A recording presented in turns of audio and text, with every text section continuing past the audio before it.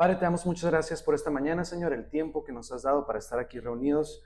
Estamos aquí reunidos por ti, Padre. Estamos aquí reunidos porque te amamos, porque queremos conocerte mejor, porque queremos hacer comunidad y estar rodeado de otras personas también, Señor, que tienen exactamente esa misma intención.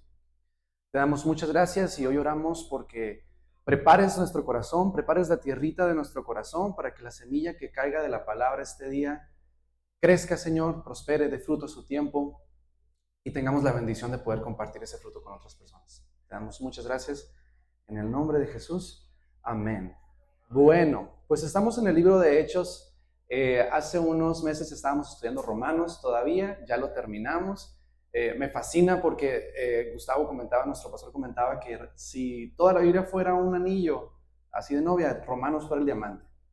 Entonces, pero como un poquito de contexto, acuérdense que Romanos, ahorita estamos en Hechos, quiere decir que nos regresamos un poquito en el tiempo, porque cuando estamos leyendo Romanos, la iglesia cristiana como la conocemos ya había arrancado, ya había despegado, ya estaba haciéndose la labor de evangelizar, mandar las cartas, Pablo ya estaban siendo perseguidos todos. Entonces, cuando estamos hablando de Hechos, estamos hablando del momento en el que la iglesia evangélica como la conocemos se consolidó. De hecho, particularmente el capítulo de hoy de Hechos se trata el momento preciso en el que la iglesia cristiana nació. Y cómo muchas cosas vienen a anteponerse y cruzarse con lo que en el momento era la religión judía. Recuerden que hace poquito tenía un argumento muy interesante con unos amigos que decían, recuerden que el cristianismo sucedió simultáneamente sobre una cultura que es la cultura judía. No quiere decir que el cristianismo y el judaísmo sean lo mismo. Es a lo mejor como si Cristo hubiese nacido en México, a lo mejor hubiera rastros de la cultura mexicana escritos alrededor de la Biblia, pero hoy vamos a hacer un poco de distinción sobre eso, más que nada para que podamos identificar y comprender un poco mejor precisamente a lo que nos referimos como el nacimiento de la iglesia. Ahora bien, Hechos, nos platicaba Alan la semana pasada, es, vamos a decir, un volumen 2 del libro de Lucas. Estamos hablando que en el Nuevo Testamento comenzamos con los evangelios, Mateo, Marcos, Lucas y Juan, que son básicamente la misma historia contada de 4 perspectivas diferentes. Nos ofrecen diferentes entendimientos de cómo vieron y entendieron la vida de Jesús los que lo acompañaban. Hechos, los leídos y escribidos, diría mi papá Nino, dicen que es, vamos a decir, el volumen 2 de el libro de Lucas, que Lucas había escrito. Entonces, bueno, rapidito nada más, como una recopilación, si se puede, me acompañan a Hechos 1, de 4 al 5.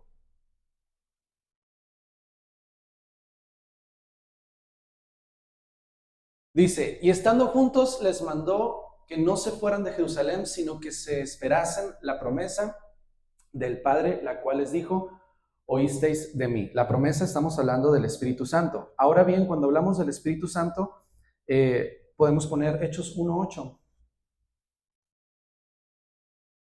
Pero recibiréis poder cuando haya venido sobre vosotros el Espíritu Santo, y me seréis testigos en Jerusalén, en toda Judea, en Samaria y hasta lo último de la tierra. Cuando Jesús le dice, me seréis testigos, nos estamos refiriendo a que vas a testificar. Fuiste testigo, por lo tanto quiere decir que puedes platicar lo que pasó como pasó. Ahí estuviste. Y es, vamos a decir, esta asignación concreta de la tarea de cuando fuéramos bautizados por el Espíritu Santo. Entonces, vamos a estar regresando frecuentemente a Hechos 1:8 para que estemos respaldando lo que vamos a ver ahorita en el 2. Ahora, cuando hablamos, hay que hacer una distinción importante. Ahorita platicábamos que la cultura judía y el cristianismo suceden simultáneamente, pero no son lo mismo. Vamos a hablar repetidamente de los judíos y vamos a hablar repetidamente de los gentiles. Si no lo había escuchado antes, la distinción es que los judíos son aquellas personas que pueden ser una de dos. Nacidos, nacionales, vamos a decir judíos, nacidos del pueblo de Israel, o personas que entregaron su fe a la fe judía. ¿Sí? Los gentiles son aquellos que decidieron creer en Jesús, que no nacieron judíos. ¿Sí me estoy explicando? Son todas aquellas personas que recibieron el evangelio y decidieron creer. Por ejemplo, ninguno de nosotros somos nacidos judíos hasta donde los conozco. Ninguno de nosotros somos nacidos judíos, pero somos gentiles. ¿Por qué? Porque fuimos personas que no nacimos judíos, pero decidimos creer en Cristo y en el evangelio. ¿Vamos bien hasta aquí? Súper, genial. Entonces, dando eso por hecho, comenzamos la lectura en Hechos 2, versículo 1. Cuando llegó el día del Pentecostés, estaban todos unánimes juntos. Y de repente vino del cielo un estruendo como de un viento recio que soplaba, el cual llenó toda la casa donde estaban sentados.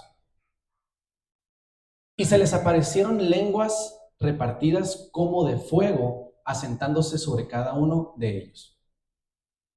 Y fueron todos llenos del Espíritu Santo y comenzaron a hablar en otras lenguas según el Espíritu les daba que hablasen.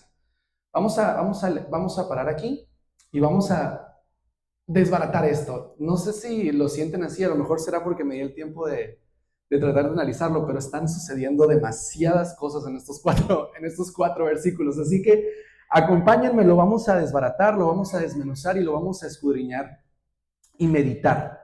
Entonces, número 1, estamos hablando de que versículos antes platicábamos que había sido la ascensión de Cristo. Lo vimos la semana pasada en Hechos 1.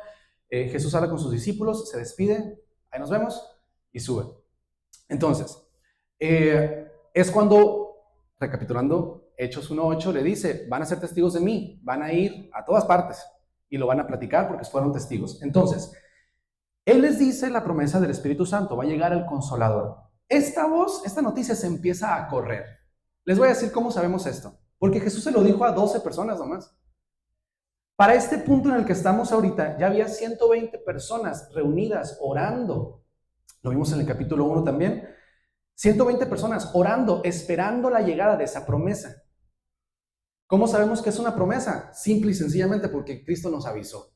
Y todo lo que avisaba se hacía. Entonces, si una certeza teníamos es que era una promesa de Cristo, estábamos esperando a que sucediera. Entonces, se corre la voz de que iba a llegar el Espíritu Santo, que iba a llegar el Consolador. Entonces, hubo muchas personas que se empezaron a juntar y estaban orando. Cuando entonces sucede esto que estamos leyendo aquí. Dame un segundo.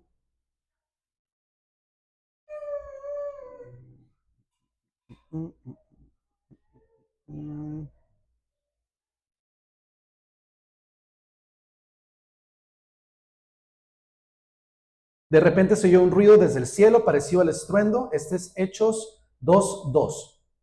De repente se oyó un ruido desde el cielo parecido a un estruendo de un viento fuerte, impetuoso, que llenó la casa donde estaban sentados. Estamos hablando donde estaban estas personas reunidas esperando al Espíritu Santo. Entonces, como un pequeño de contexto, nada más para referencia de esto, podemos ver Hechos 1:15, lo que estábamos viendo la semana pasada. Tenemos entonces algunos que venían de Judea enseñaban a los hermanos, si no... Ay, espérate, este no es. Aguanten. Pero sí circuncidas, no es cierto. 1:15. Sí, 1:15. Ahí está. Y aquellos días, Pedro se levantó en medio de los hermanos y los reunidos eran como 120 en número. Y dijo, entre estos 120 estaban los discípulos, también se dice que estaba María.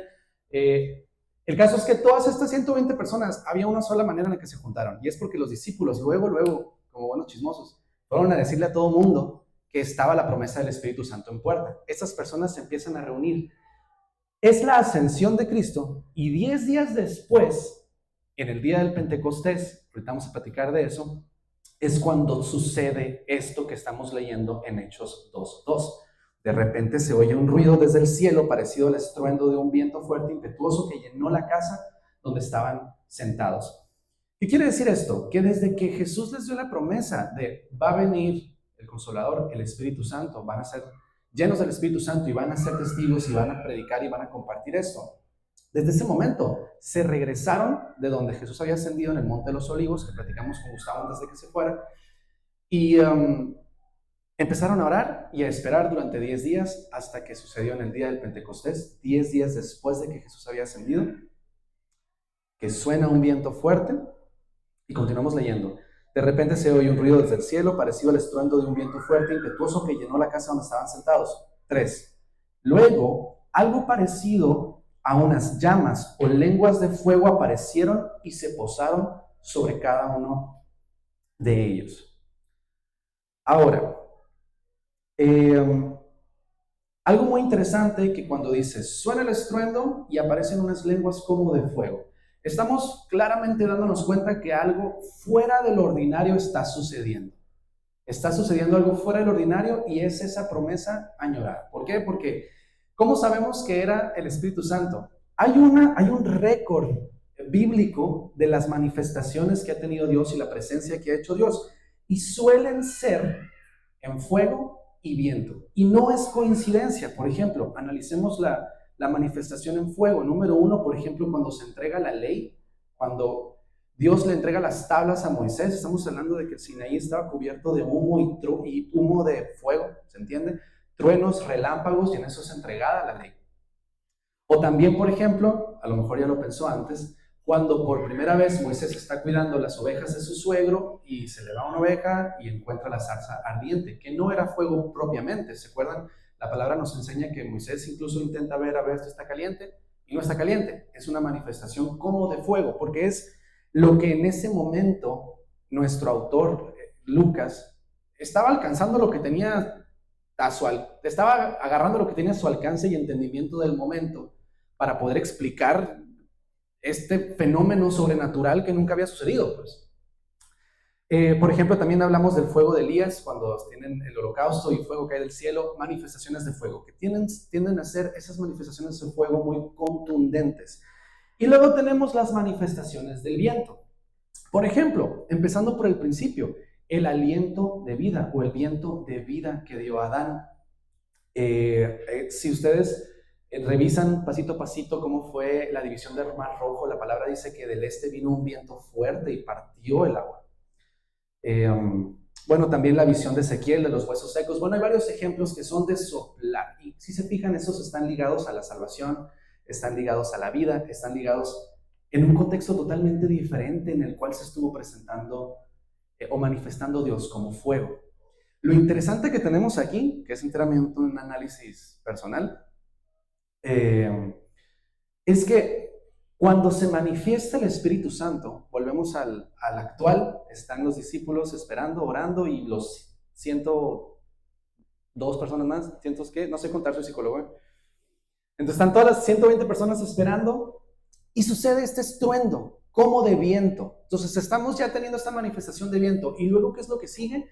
Claramente y visiblemente salen estas lenguas como de fuego. No significa que hayan sido lenguas de fuego, se entiende que estaban sobre su cabeza porque la palabra dice por encima de ellos. Pero si se fijan, estamos teniendo las dos manifestaciones. Entonces, eso se me hace muy interesante. Ahorita más adelante lo vamos a hablar. Estamos teniendo la manifestación que se impone, muestra esta majestuosidad, que es el fuego que consume, que renueva, que muestra una autoridad, y el viento, que es ese que infunde vida, que infunde aliento, que trae salvación en el caso de la persecución de los cristianos hacia el Mar Rojo. Ahora, la palabra dice que fue un sonido como de viento recio. No dice necesariamente que entró un viento recio, sino que dice que cayó el sonido como de viento recio y aparecieron estas lenguas de fuego. Curiosamente, bueno, continuamos leyendo. Hechos 1:3. Luego, algo parecido a unas llamas o lenguas de fuego aparecieron y se posaron sobre cada uno de ellos. Y todos los presentes fueron llenos del Espíritu Santo y comenzaron a hablar en otros idiomas, conforme al Espíritu Santo les daba esa capacidad. Entonces, cuando estamos hablando de que algo parecido a unas lenguas de fuego aparecieron y se pasaron sobre cada uno de ellos, y todos los presentes fueron llenos del Espíritu Santo, una oración frecuente que tenemos, o a lo mejor se utiliza mucho en muchas iglesias de manera tradicional, es que ser lleno del Espíritu Santo es sinónimo de que probablemente voy a empezar a hablar en lenguas. Incluso hay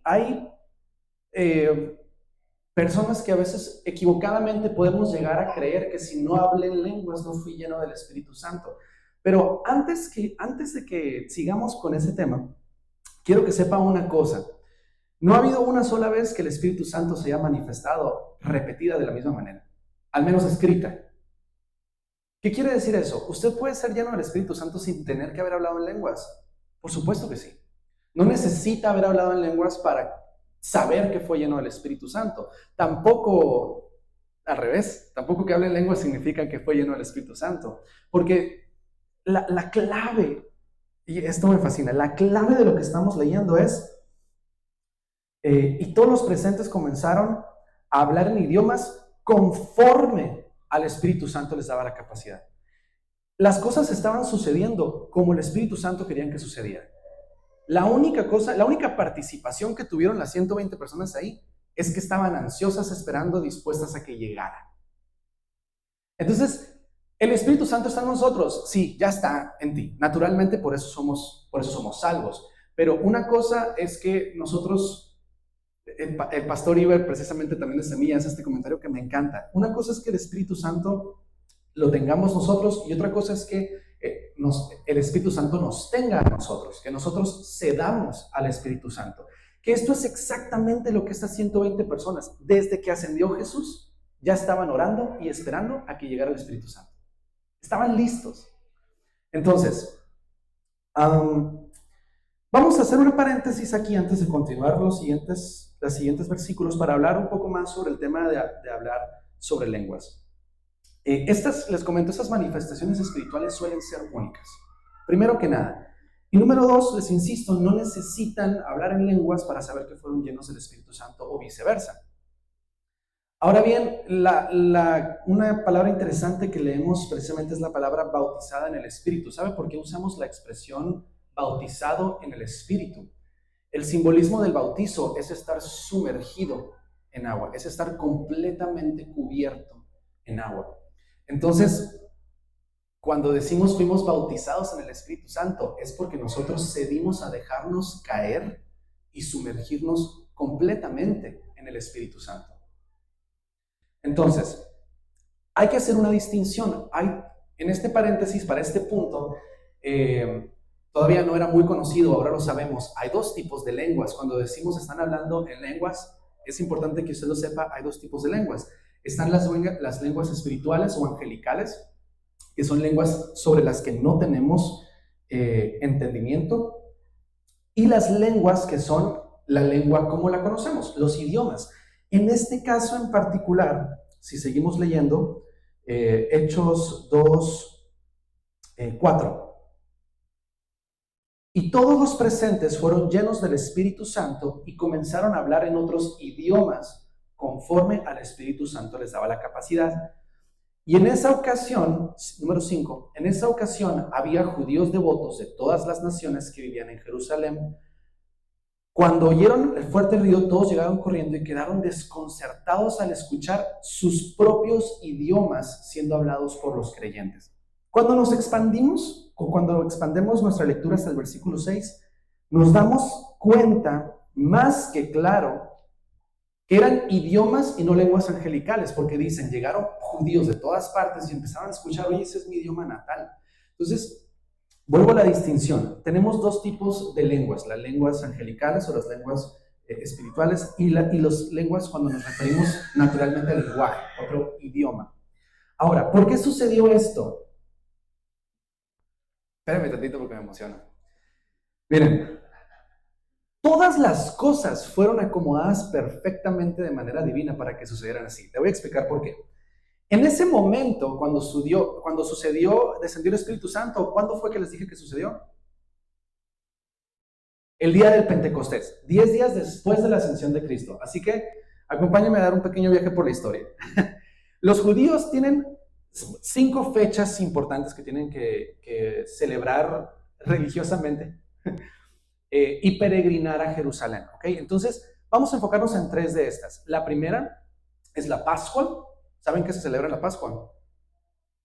¿Sí? La Pascua se celebra la liberación, bueno, la tradición judía, quiero aclarar eso, la tradición judía celebra la Pascua como la liberación del pueblo de Israel de Egipto. Luego, 50 días después, por eso se llama Pentecostés, Pente de 5, 50 días después se celebra el Pentecostés, que es la celebración de la cosecha, vamos a decir las primicias del trigo. Ya se entrega una primicia antes, pero estamos hablando de la primera cosecha. Y luego es el día del tabernáculo, que ahorita no nos incumbe mucho. Pero bueno, tenemos la Pascua y luego 50 días después tenemos el Pentecostés. ¿Qué quiere decir? Que en nuestra línea de tiempo tenemos la Pascua, que fue cuando al tercer día resucita Jesús. Luego, 40 días estuvo Jesús aquí, Jesús asciende al cielo y luego 10 días después es el Pentecostés. ¿Cuántos días pasaron? 50 días. El día del Pentecostés es el día en el que suena este estruendo que leemos en el versículo 2. De repente se oyó un ruido del cielo, parecía un estruendo como de viento. Sí, entonces, ¿qué quiere decir esto? Para la cultura, vamos a decir, para el entendimiento, la evangelización cristiana, no sé cuál palabra sea la más apropiada, pero para la tradición cristiana, vamos a decir ahora, la Pascua tiene un entendimiento completamente diferente, porque nosotros como cristianos gentiles, fíjense, el nuevo pacto, si le quieren decir de esa manera, ya no se trata de celebrar la liberación del pueblo judío de Egipto, estamos celebrando la resurrección de Jesús.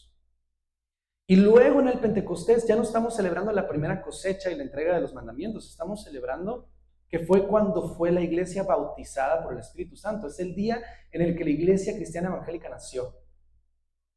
Ahora, lo que a mí me fascina es lo siguiente. Fíjense lo que les digo, cómo se acomodaron las cosas. Estamos hablando de estas tres fechas que son importantes, ¿verdad?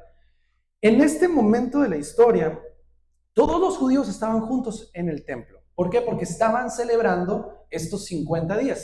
Llegan en la Pascua, peregrinan de todas partes del mundo, llegan en la Pascua, empiezan a festejar y se quedan ahí hasta el día 50 en el que celebran el Pentecostés. Había judíos que venían de todas partes del mundo. Los judíos ya habían estado disueltos y repartidos por todas partes. Entonces se acercan a peregrinar a su ciudad natal. Vamos a decir dónde van a festejar estas fechas que son, vamos a decir, patrias, religiosas.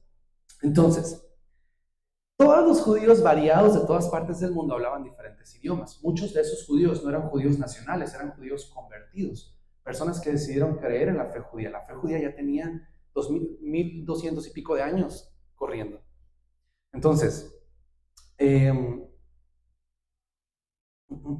para que se den una idea de lo que me refiero, vamos a repasar el versículo 5 para decirles algo de eso. 2:5. En esa ocasión había judíos devotos de todas las naciones que vivían en Jerusalén. Ahora, como les comento, el judaísmo ya estaba repartido a lo largo de toda el área mediterránea, Asia Menor, parte de Europa y también parte de Asia Oriental. Ahora, fíjense esto. Ellos hacían diásporas. Las diásporas son estas reuniones que les comento, estas congregaciones en las cuales migran de regreso a Jerusalén para festejar estas fiestas. Estas migraciones se hacían casi 600 años antes de que pasara todo el ministerio de Jesús. Entonces, empezaron.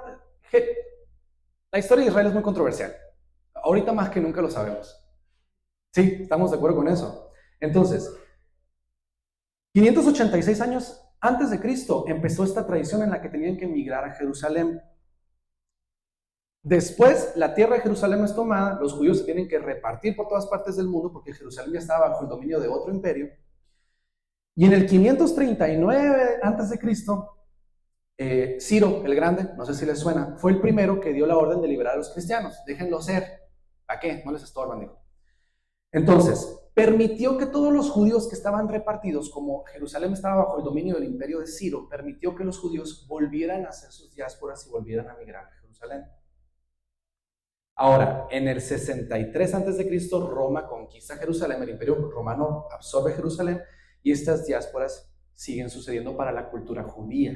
Acuérdense que los que estaban a punto de empezar a ser perseguidos apenas eran los cristianos, no los judíos. Los romanos a los judíos los dejaban ser y permitían que migraran de todas partes del imperio romano y greco-romano, que estaba en Grecia, Anatolia, que es ahora Turquía, hasta Jerusalén, para que todos pudieran tener estos festejos que tenían. Ahora, los estudiosos dicen que estas 120 personas no se sabe exactamente en dónde estaban en realidad. Sabemos que estaban en el aposento alto y que regresaron al aposento alto que charlábamos con Alan la semana pasada. Sin embargo, no sabemos exactamente dónde sucedió. Lo que sí sabemos es que en algún punto, mientras recibieron el don de lenguas y el Espíritu Santo descendió sobre ellos, ellos avanzaron hacia el templo. Lo interesante es que ellos no pueden entrar muy adentro del templo porque el templo judío permite hasta cierto punto la entrada solamente de aquellas personas que no sean judías. Como muchas de estas personas creyentes que estaban ahí, de esas 120 personas esperando el Espíritu, eran gentiles o no eran judíos, no podían pasar de una área que se llamaba el Pórtico de Salomón. Entonces ahí empezaron a hablar.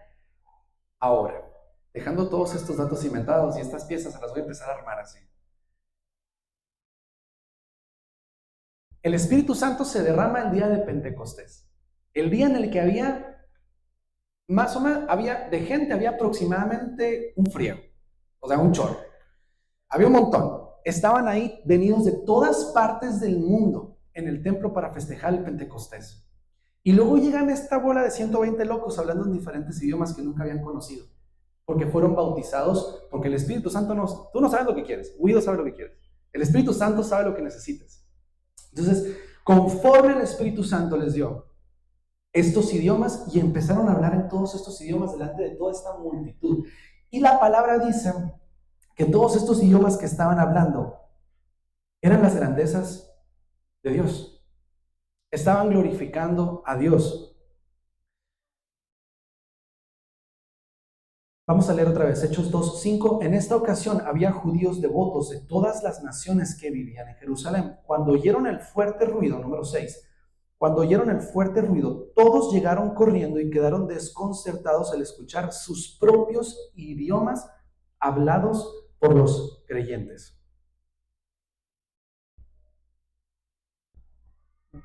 Quiero que sepa que los cristianos que fueron bautizados en el Espíritu tampoco saben cómo pasó nada de esto. Solo saben que pasó porque estaban pacientemente esperando para ser bautizados en el Espíritu Santo. ¿Y qué dijo el Espíritu Santo? Lo que en este momento se necesita es que se sepa. Entonces, empiezan a hablar las grandezas de Dios, las maravillas de Dios en los propios idiomas de todos los peregrinos que estaban en este momento en el templo festejando una fiesta judía. Y no podían entrar, estaban todos hechos bola en el pórtico de Salomón en la entrada del templo. Fíjate cómo están acomodados todos los factores para el nacimiento perfecto de la iglesia evangélica. De la misma manera, volvemos, Hechos 1:8, que ahorita les dije que íbamos a regresar repetidamente. Pero recibirán, me perdí, 1:8. Pero recibirán poder cuando el Espíritu Santo descienda sobre ustedes y serán mis testigos y les hablarán a la gente acerca de mí en todas partes, en Jerusalén, por toda Judea, en Samaria y hasta los lugares más lejanos de la tierra. Fíjate cómo en esta ocasión los lugares más lejanos de la tierra estaban todos en el templo en ese momento festejando. Los judíos estaban festejando de todas partes del mundo el momento perfecto para que el Espíritu Santo se manifestara para el comienzo de esta tarea, que es, vas a predicarle a todo el mundo en todas partes de la tierra. Ya no hay excusa. ¿Se acuerdan que les dije, ahorita vamos a hablar otra vez de lo de fuego y viento? Miren qué interesante. Una reflexión que les quiero pasar por ahí es que el respaldo del Espíritu Santo estaba ahí como espada y como escudo, como fuego y como viento. Tanto el que infundía el aliento para ir y predicar en el peor momento, en el peor territorio, a las peores personas, porque ya estaba comenzando la persecución de los cristianos. Estamos hablando del Imperio Romano. Acababan de matar a Cristo. Fíjate, acababan de matar a Cristo, pero lo acababa de negar. En teoría, los discípulos hasta cierto punto, antes de que resucitara Cristo, pensaban que ya se les había caído el changarro. Entonces, Cristo resucita, llega la promesa, están ahí, está la manifestación del Espíritu Santo. Y en el momento más controversial, donde están los judíos, los que mataron a Jesús, celebrando una de sus fechas más importantes del año, empiezan a predicar, respaldados por el Espíritu Santo, con lenguas de fuego por sobre de ellos. Yo me sentiría súper empoderado, la neta. ¿Cuál miedo? ¿Sí me estoy explicando? Ahora, cuando hablamos de otros idiomas, esto es algo muy interesante. Las personas, seguimos leyendo del 6 al 11. Hechos 2, del 6 al 11. Cuando oyeron el fuerte ruido, todos llegaron corriendo y quedaron desconcertados al escuchar sus propios idiomas hablados por los creyentes. Estaban totalmente asombrados. ¿Cómo puede ser? Todas estas personas son de Galilea y aún así las oímos hablar en nuestra lengua materna. Aquí estamos nosotros, partos, medos, elamitas, gente de Mesopotamia, gente de Judea, gente de Capadocia, el Ponto, de la provincia de Asia, de Frigia, de Panfilia, Egipto y de las áreas de Libia, el Líbano y de Cirene, visitantes de Roma, tanto judíos convertidos al judaísmo, cretenses y árabes, y todos estamos oyendo a esta gente hablar nuestro propio idioma acerca de las cosas maravillosas que Dios ha hecho. ¿Recuerdan? Dos tipos de lenguas, lenguas espirituales y otros idiomas. Aquí nos está diciendo la palabra, y todos oímos a gente hablar nuestro propio idioma acerca de las cosas maravillosas que Dios ha hecho. Podemos entender que en ese momento el Espíritu Santo estaba dándoles otros idiomas donde de la manera más práctica, primitiva y básica estaban evangelizando. Señor, el Señor es grandioso, el Señor provee, el Señor va delante de mí, el Señor es poderoso. Si me estoy explicando, estaban hablando de las grandezas de Dios en todos los idiomas de todas las personas que estaban aquí. No me pueden decir que eso no es turbo genial. O sea, entonces, una pequeña observación. Estamos hablando de que estamos aquí, partos, medos, elamitas, gente de Mesopotamia, Judea, Capadocia, Ponto, de la provincia de Asia, etcétera, etcétera, etcétera, etcétera. Si no fuera lo suficientemente genial el hecho de que están hablando en diferentes idiomas cuando está todo el mundo de diferentes partes ahí, no solamente son diferentes idiomas. Haciendo una pequeña investigación, estaban hablando, en Mesopotamia se hablaba arameo. Casi 1000 años antes de este acontecimiento ya andaba el arameo rondando. En Capadocia se hablaba el otomano, el turco, y el griego porque estaban bajo el dominio del imperio grecorromano. En Ponto se hablaba griego también, en Asia también se estaba hablando griego por el dominio grecorromano, y en Creta también. Ahora, en Egipto se hablaba todavía en demótico, casi 2000 años antes, es un tipo de jeroglífico. Es otro idioma con otro abecedario. El griego es un idioma con su propio abecedario y el arameo es otro idioma con su propio abecedario y fonética. El ponto es un idioma africano, igual, con su propio abecedario y fonética. Y en Arabia, igual, el árabe que ya lo habíamos platicado. Una cosa es que puedas hablar inglés y que de ahí te botes hablando holandés, por ejemplo, o que puedas hablar francés, que vienen de la misma raíz y del mismo abecedario. Otra cosa es que estés hablando en 6 abecedarios con 6 idiomas y 6 fonéticas diferentes. Súmenlo a la lista de las cosas geniales que estamos leyendo ahorita. Es muy genial. Pero bueno. A todo esto estamos viendo la manifestación del primer acontecimiento del nacimiento de la iglesia evangélica, en el que, como les digo, de la manera más básica y primitiva, Señor eres grande, Señor eres magnífico, grandes son tus maravillas, tú eres el Jehová de los ejércitos. Eso que todas las personas que estaban ahí, de todas las nacionalidades, hablaban. De hecho, hay estudiosos que dicen que incluso sublenguas nativas estaban hablando esas 120 personas que fueron llenas del Espíritu. A lo que voy, reforzando lo que les comentaba de fuego y viento, el Espíritu Santo estaba respaldándolos en este momento. Esto trajo a la tradición cristiana un nuevo entendimiento de lo que es el Pentecostés, una nueva celebración, que es el día en el que el Espíritu Santo fue derramado sobre la iglesia, el nacimiento de la iglesia evangélica. Leemos del 12 al 14.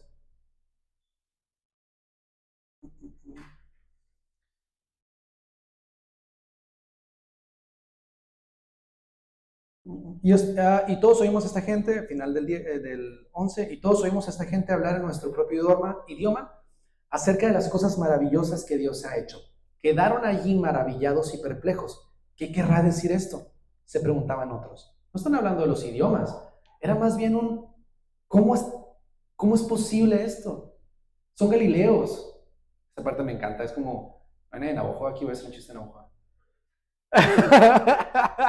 Es como si dijeran, bueno, miren, perdónenme, yo tengo muchos años de Navajo, he pasado mucha carrilla, pero casi siempre en un país va a haber a quien le hacen carrilla, pues, como que los sonorenses son broncos, pues.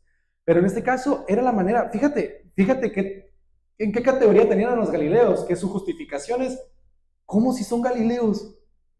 Eran un pueblecito de pescadores, era un sitio donde nadie se metía más que Jesús, es más, por eso también lo traían de loco. ¿Sí me estoy explicando? Entonces, quiere decir que había una característica muy significativa en su acento, a lo mejor en su apariencia y su aspecto, a lo mejor en su manera de caminar, no lo sé. Pero tuvo que ser muy característico, porque aún así, hablando otros idiomas, los que venían de todo el mundo decían, oye, pero estos se ven como galileos. ¿Cómo van a hacer esto? ¿Cómo es posible? Me acuerdo cuando dice la palabra que lo vi menospreciado. Bueno, número 12, Hechos 2:12. Quedaron ahí maravillados y perplejos. ¿Qué querrá decir esto? Se preguntan unos a otros. Lo primero que va a suceder, fíjense, y comúnmente, cuando eres lleno del Espíritu Santo, suele ser ese nacimiento de la duda. ¿Cómo? A ver, espérate. ¿Qué estás diciendo? ¿O cómo? A ver, explícame. Seguido por la incredulidad. Avancemos un poquito más. 12, el 13. Pero otros entre la multitud se burlaban de ellos diciendo, solo están borrachos, es todo.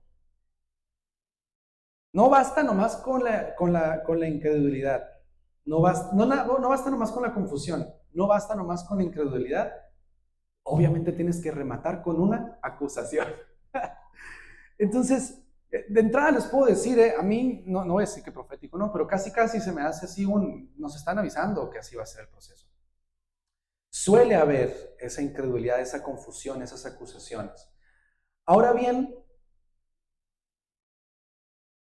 la presencia del Espíritu Santo es como fuego y viento. No me quiero adelantar, pues, pero me emociono. Voy a robarme, ¿me puedo robar 2 versículos de que sí? Bueno. Adivinen en esta situación, ¿quién fue la persona que obviamente, era el momento, era el momentum. Estábamos todos aquí, o sea, el Espíritu Santo casi está diciendo, oye, ya te acomodé todo, o sea, hagan algo. Entonces, adivinen, ¿qué sigue naturalmente? Vamos a compartir, vamos a seguir con esto. Adivinen quién fue el que se levantó a predicar. Adivinen. Pedro se levantó. Ahorita recordamos a Pedro muy bien, pero les quiero decir que hace 13 días había negado a Jesús, había dicho que no lo conocía, había dicho que no, muchas gracias, nunca lo he visto, jamás. Entonces, Pedro fue el que se levantó a predicar. Estamos hablando de que la cobertura, más bien el bautizo del Espíritu Santo, estar sumergidos en el Espíritu Santo, es como viento y fuego. Es ese fuego que te impulsa, es ese respaldo que te impulsa.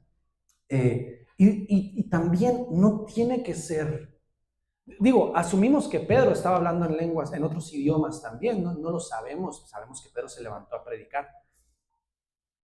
Pero ¿y si no hubiera sido así? Si Pedro a lo mejor no fue de esos que estaban hablando en idiomas y se levantó a predicar, ¿quiere decir que en ese momento no fue lleno del Espíritu Santo? Claro que no. Entonces, algo que yo los invitaría mucho a que reflexionaran es, entonces, si alguna vez te has cuestionado, te has sentido como, ¿por qué yo no? ¿Por qué todo el mundo me dice que, bueno, veo que todos hablan en lenguas, o tengo 10, 15, 20 años en la iglesia y nunca he hablado en lenguas? ¿Quiere decir que algo no estoy haciendo bien? Yo me he sentido así, la verdad, jamás he hablado en lenguas, nunca.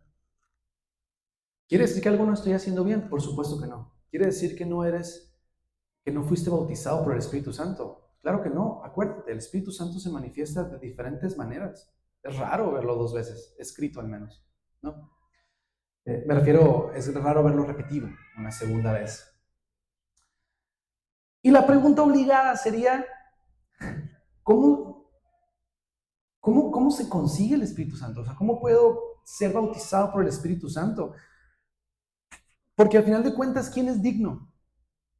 O sea, si yo voy a ser el recipiente en el cual va a ser vaciado el Espíritu Santo, número 1, no eres un recipiente, tienes que ser bautizado en el Espíritu Santo. Tienes que dejarte sumergir en el Espíritu Santo. Pero como una premisa, quisiera que leyéramos rápidamente Levítico 23:15. Levítico 23, nos vamos a ir súper atrás.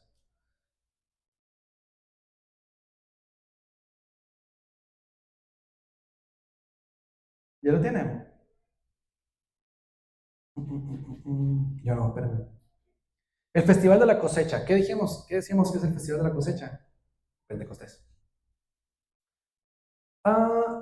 A partir del día que seguía al día de descanso, el día en que se llevase el manojo de grano para que sea levantado como una ofrenda especial, o sea, ese día que se entrega la primera cosecha, el día de Pentecostés, contarás 7 semanas completas. Cuenta hasta el día después del séptimo día de descanso. Estos son 50 días después. Entonces, presentarás al Señor una ofrenda de grano nuevo. Desde donde quiera que vivas, llevarás 2 panes para ser levantados delante del Señor como ofrenda especial. Prepara cada uno de los panes con 4 litros de harina selecta y hornéalos con levadura. Serán una ofrenda al Señor de la primera de tus cosechas, el Pentecostés. Junto con el pan, presenta 7 corderos de 1 año sin defecto, un becerro y 2 carneros como ofrendas quemadas al Señor. Bla, bla, bla. Ahorita seguimos con las más. Fíjense esto. Número 17. Desde donde quiera que vivas llevarás 2 panes para ser levantados delante del Señor como ofrenda especial. Es una ofrenda diferente, es una ofrenda extraordinaria. Y vaya que lo es, porque fíjense, prepara cada uno de los panes con 4 litros de harina selecta y hornéalos con levadura. Repetidamente en la palabra hemos visto que la levadura en realidad no era muy bien recibida. Hay instrucciones para hacer el pan sin levadura. Pero fíjate qué interesante que en este caso pide 2 panes con levadura para ofrecerlos como ofrenda. Esto de alguna manera, trayéndolo ahora al nacimiento de la iglesia en Hechos, estamos viendo 2 panes con levadura que son presentados delante de Dios como ofrenda. La levadura, entiéndase que se veía como una imperfección, es una bacteria, algo que contamina al pan, hace que crezca por un proceso químico, pero desarrollado por una bacteria. Si no lo había conectado todavía, en realidad nosotros estamos contaminados de pecado. Hay quienes interpretan estos 2 panes que son entregados como ofrenda, como es lo primero que tengo, es con lo que empiezo y es lo que entrego, que es la iglesia judía que está contaminada y la iglesia gentil que estamos contaminados con pecado. Somos sacrificados delante de Dios. Leemos rápidamente Lucas 11:13.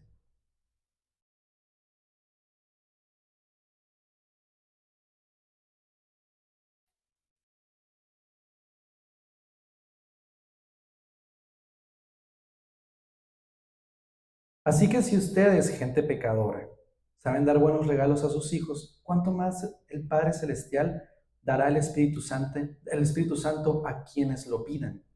Ahorita les hice una pregunta, ¿cómo obtengo el Espíritu Santo? ¿Quién es digno para el Espíritu Santo? No se trata de que seamos dignos, ya traemos levadura, ¿me estoy explicando? Simplemente se trata de que el Padre Celestial nos lo entregue siempre y cuando nosotros estemos dispuestos a sumergirnos y a entregarnos.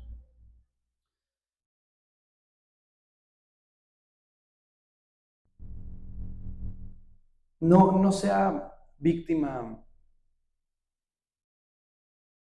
no sea víctima de lo que a veces en broma llamamos nosotros el consumismo cristiano. No se desanime porque escucha a alguien más que dice, no, es que no he hablado en lenguas, o tienes que hablar en lenguas, o tenemos que ver tu manifestación de haber sido bautizado en el Espíritu Santo. No. La manera perfecta es en la oración y la meditación de la palabra para acercarnos y estar listos para recibir y ser llenos y sumergidos en el Espíritu Santo, ser bautizados en el Espíritu Santo. Mire a Pedro, por ejemplo. Ahorita lo platicamos que me adelante un poquito. Mire a Pedro, por ejemplo. Usted, dadas las circunstancias en las que estamos hablando, ¿usted cree que era la persona más indicada para ser bautizada y levantarse a predicar en el templo en ese momento? A mí, yo pensando en muchas veces cuando me voy a subir a tocar en alguna parte que aquí, por ejemplo, cuando me invitan a algún sitio, me cuestiono. Yo veo, no sé si conocen a mi papá, pero yo veo a mi papá que se lo cuestiona cada vez que se va a subir. Y al final no se trata de que sea digno o no sea digno, se trata de que esté dispuesto a entregarme como un sacrificio, con pan, un pan con levadura. entregarme como un sacrificio para ser sumergido en el Espíritu Santo. El Espíritu Santo es ese consolador que va a respaldar, que infunde aliento. Entonces no se desanimen.